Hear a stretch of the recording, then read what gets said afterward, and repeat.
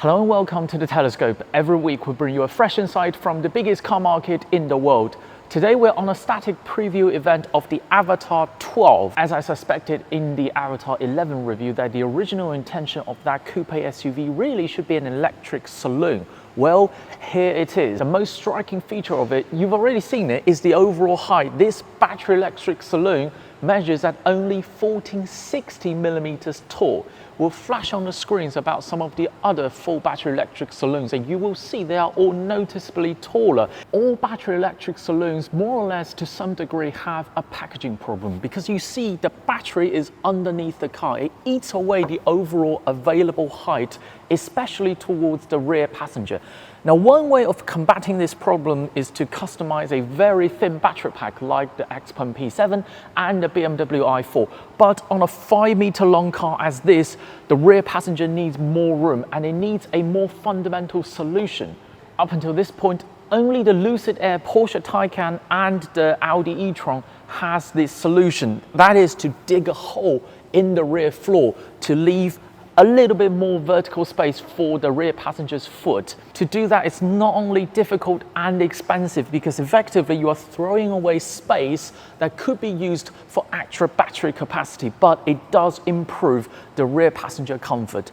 Now, I'm 5'11", you can see my leg is not so jacked up as in other battery electric vehicles, and I have more than acceptable headroom at a height of only 1460 millimeters. And this car is doing all of this on steel springs. So normally with a more fancier car with bigger budget, you can put on air springs and cheat on height a little bit more. So theoretically, this car could be even lower than 1460 millimeters if it has air suspension. The front design is very consistent with the Avatr 11. I like it a lot. It's future, aggressive, and very clearly an EV. The active front air intake on this car closes from the outside. Now, many premium EVs on the market today also has active front air intake, but most of them close on the radiator. But this closes on the outside, which is more expensive, looks cleaner, and has better aero performance. We'll show you a footage of this air intake fully closes up, and that is as clean as you can get for a front EV design. The rear end is, well, without prejudging, without me saying anything, what do you think? I think it looks too similar to the existing Mercedes AMG GT 4-door.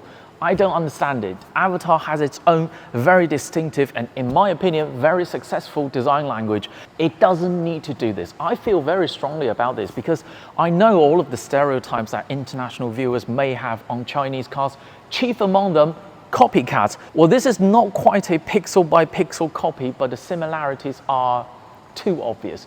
But that's just my opinion. The interior is less successful than the exterior. In my opinion, all steering wheels should be round. But looking at the overall layout of this interior, you can see this steering wheel kind of fits into this double layer screen and instrument panel. So let's give it a pass.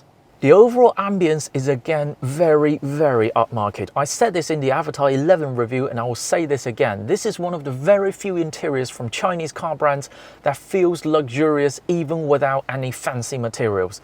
The wireless charging pad sits flush with the console, but it will dip down when charging begins to reveal the cooling outlet for the 50 watts wireless charging capability. Any wireless charging pad without active cooling is, at best, can keep your phone's battery state of charge stay flat.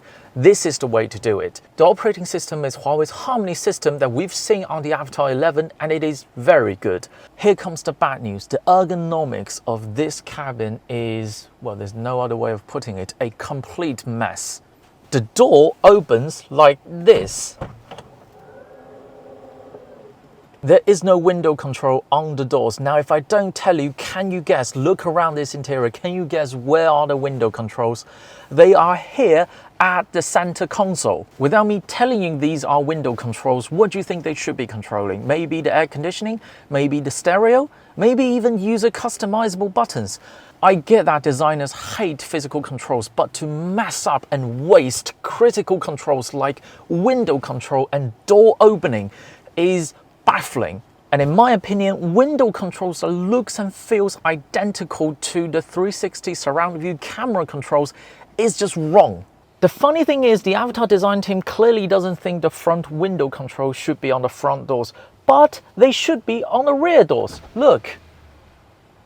Now, may I ask, where is the consistency of the logic in this? And if I don't tell you, do you even know there is a storage compartment on the doors and the rear ambient lighting is only visible when you open it like this? The Avatr design team is in too strong of a position within that company that it dictates and completely messed up the ergonomics of this fantastic electric saloon. They are in a world of their own. They think whoever sits inside an Avatr, regardless if they are the owner who has to and eventually will get used to this, or if they are just a casual passenger who I guarantee you will absolutely not be able to find the front window control initially, or the rear storage compartment, or even how to open the doors.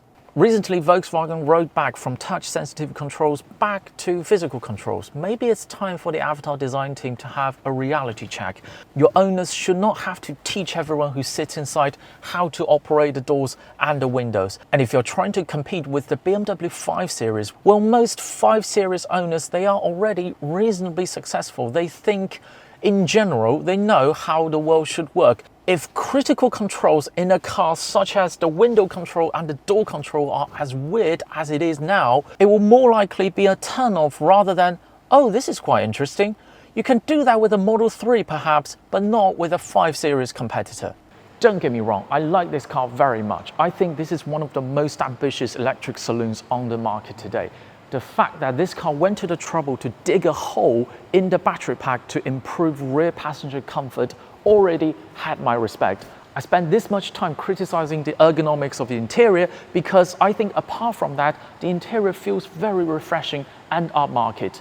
If I really don't like this car, I straight up won't even turn up for this shoot. There are plenty of Chinese cars that I don't care enough about. The most appealing part of this car is maybe the price. This is a 5-meter long, over 3 meters in wheelbase luxury electric saloon that has a hole in the battery pack. Now, up until this point, just the Porsche Taycan, Lucid Air and Audi e-tron have this, and all of them are well over $100,000, some are even over $200,000. We suspect this Avatr 12 could be starting at $42,000 US.